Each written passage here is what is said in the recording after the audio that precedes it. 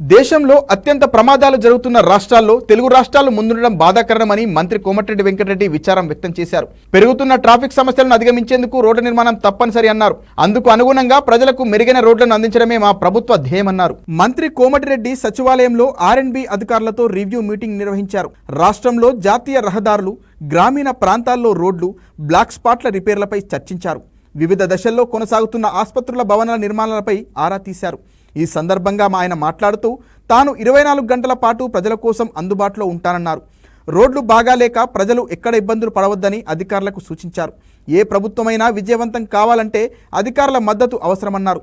రోడ్లు చెడిపోతే ఆ బాధ్యత కాంట్రాక్టర్లతో పాటు అధికారులకు కూడా ఉంటుందన్నారు.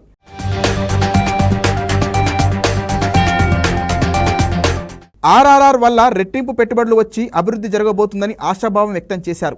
ఔటర్ రింగ్ రోడ్డుకు త్రిబులార్కు మధ్య రేడియల్ రోడ్లు నిర్మించేలా ప్రణాళికలు రూపొందిస్తున్నామన్నారు.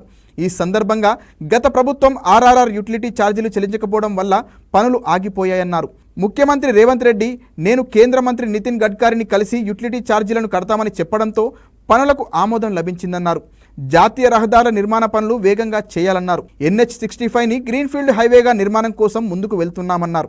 అంబర్పేట్ ఫ్లైఓవర్ పనులు పూర్తి కాబోతున్నాయని, మరో నెల రోజుల్లో ట్రాఫిక్కు అనుమతిస్తామని ENC మంత్రికి వివరించారు.